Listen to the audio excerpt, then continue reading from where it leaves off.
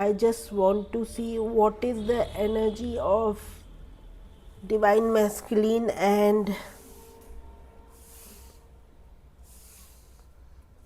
कार्मिक, क्योंकि कार्मिक हीलिंग मेरा मेन मकसद है यहाँ पे आने का। तो मैं ये देखना चाहूँगी कि what is the energy of कार्मिक एंड ट्विन फ्लेम डीएम। ठीक है, और वो लोग आपस में क्या बात कर रहे हैं। चलिए बहुत जल्दी से देखेंगे, ज़्यादा लंबी रीडिंग नहीं करती मैं। और लेट मी सी कि क्या एनर्जी है आप लोगों की और डीएम, आपकी डीएम्स की। बेसिकली वो लोग क्या बातें कर रहे हैं और किस तरीके की एनर्जी है कार्मिक की। कार्मिक एंड डीएम की क्या एनर्जीज हैं। ओके,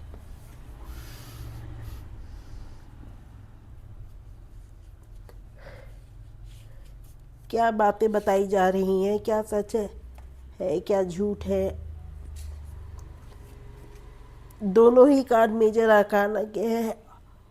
आर्काना में मेजर आर्काना के जजमेंट और जस्टिस ब्यूटीफुल कार्ड्स। इसका मतलब कि काफ़ी सारे रिश्तों में क्लैरिटी आ गई है चीज़ों को लेकर के, और काफ़ी क्लियर हो चुका है आप लोगों का रिश्ता। वो समझ चुके हैं कि आप लोगों के बीच में क्या है और क्या नहीं है।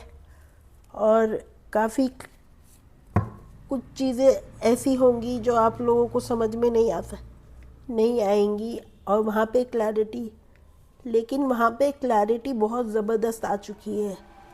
आपको ये बात समझनी पड़ेगी कि कहीं ना कहीं आपका रोल उनकी लाइफ में बहुत स्ट्रांगली प्ले कर रहा है। और ये है कि मेंटली, इमोशनली, फिज़िकली बहुत हद तक दूरियां उन लोगों के बीच में आ चुकी है। और अब कार्मिक भी समझ चुके हैं कि this is not the right time for reconciliation with the DM, क्योंकि ये रिश्ता नहीं निभ सकता।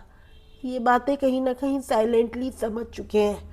या तो वो लोग दुनिया की नज़र में हस्बैंड वाइफ या पार्टनर्स बन के रह रहे हैं, क्योंकि उनको सोशल इमेज और अपनी सोशल बच्चों की वजह से जुड़े हुए हैं, राइट। इसीलिए कहीं ना कहीं वो लोग जुड़े हुए हैं। या फिर वो फैमिली प्रेशर में आकर के जुड़े हुए हैं। बाकी उन लोगों के बीच में ज़्यादा कुछ बचा नहीं है अगर आप higher grade of twin flame है। और मैं देखना चाहूँगी कि वो लोग आपस में क्या बात करते हैं। What is the conversation they are having and what are the things they are talking about. See, basically there are talks about finances के बारे में बहुत सारी चीज़ें जो क्लैरिटी है वो आने को होती है, या दोनों के बीच में जो भी फाइनेंशियल डिसीजंस है वो लोग फॉलो करते हैं। पास्ट में जो बात हुई है उनको लेकर के डिस्कस होते हैं, या फैमिली पैटर्न्स को लेकर के डिस्कशंस होते हैं।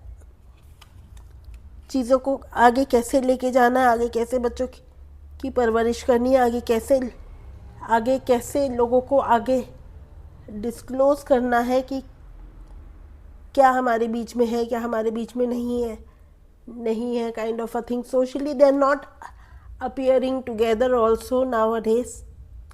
बहुत सारे लोगों के पार्टनर्स अब सोशली अपने कार्मिक पार्टनर के साथ नहीं दिखते होंगे।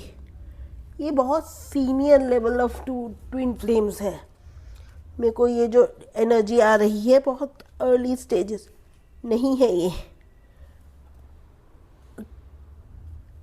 इमोशनल कप बहुत ज़्यादा भरा हुआ है। कहीं ना कहीं बच्चों को लेकर के बहुत सारे डिसीजन इन्होंने रोक रखे हैं कि फैमिली की वजह से और बच्चों की वजह से बहुत सारे पैटर्न्स उन्होंने रोक रखे हैं। आप लोगों के लिए, आप दोनों की वजह से काफ़ी सारे डिस्कशंस उनके बीच में रुके हुए हैं, क्योंकि इस तरफ से आप भी तो ग्रीन सिग्नल नहीं दे रहे हैं। आप अगर ग्रीन सिग्नल देंगे, ये I don't know who need to hear this.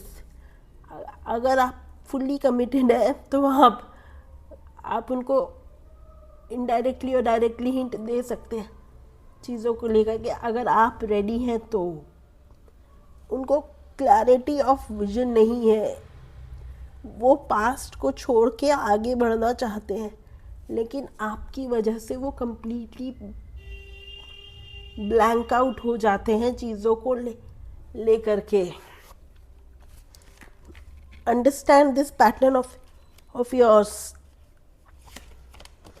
Wheel of Fortune, बहुत सारी चीज़ें चेंज हो सकती हैं ना, अनदर 1 ईयर और सो आप लोग साथ आ सकते हैं, but it depends on the growth of your spiritual life.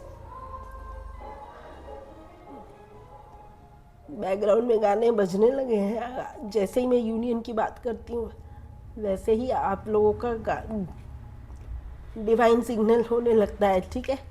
तो आप लोगों को क्लैरिटी में आना पड़ेगा लाइफ को लेकर के, और अपने डिसीजंस को लेना पड़ेगा। बहुत सारे टफ डिसीजंस आपको लेने पड़ सकते हैं, और काफ़ी सारी चीज़ों को आपको आगे बढ़ाने के लिए कोशिश करनी पड़ेगी कि आप खुद को इतना टफ कर सकें और आगे बढ़ सकें।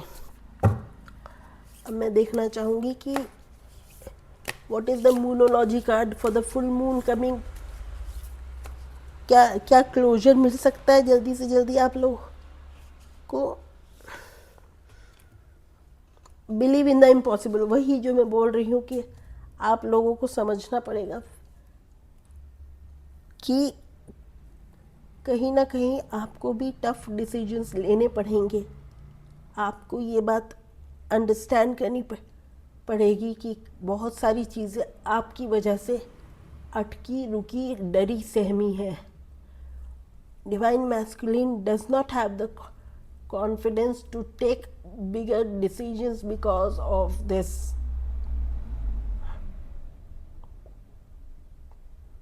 वो अपना सब कुछ छोड़ने के लिए तैयार नहीं है अभी, बिकॉज ऑफ अ रीज़न कि आप उनको ग्रीन सिग्नल नहीं देते हैं। कहीं ना कहीं आपका पास्ट लाइफ ट्रॉमा इतना स्ट्रॉन्ग है कि आप रुक जाते हैं बड़े डिसीजन से पहले कि कहीं ये सब फेल ना हो जाए। You need to come out of this pattern and understand कि हर चीज़ दोबारा रिपीट हो ज़रूरी नहीं। आप वो गलियाँ वो चौबारे छोड़ के आ चुके हैं।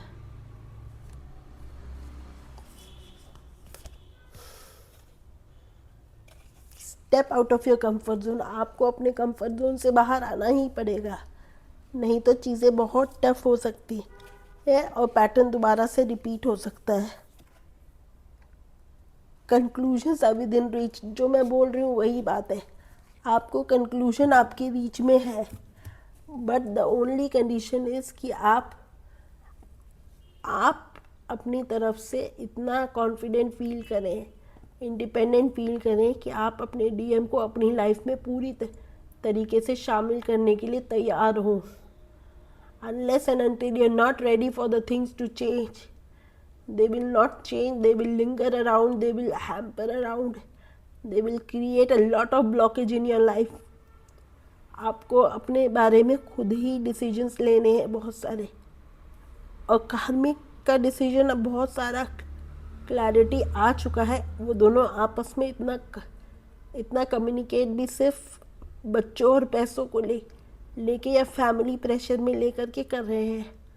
इसका मतलब यह है कि आपने बहुत अच्छा काम अपने कार्मिक के पैटर्न को तोड़ने में किया है, और जितना हो सके आप अपने कार्मिक से होपोनोपोनो कर सकते हैं और अपने कॉर्ड्स को कट कर सकते हैं और अपने आप को उनके लाइफ से लेट गो कर सकते हैं। आप उनसे माफ़ी मांग सकते हैं for your past life karmas. Otherwise things will get tough for you. जब तक आप उन्हें माफ़ नहीं करेंगे तब तक चीज़ें वैसी की वैसे ही रहेंगी। बहुत ब्यूटीफुल एनर्जीज़ है, मैं इनको ख़राब नहीं करना चाहूँगी। और कार्ड्स देख करके तो मैं आपको यहीं पे शांति देती हूँ इन कार्ड्स को और आपको, और मैं कहती हूँ कि आप खुश रहिए और जल्दी से जल्दी अपने डीएम के साथ जुड़े रहें, अपने पैटर्न्स को हील करें और अपने ट्रिगर्स को रिजॉल्व करें। Thank you, take care, bye.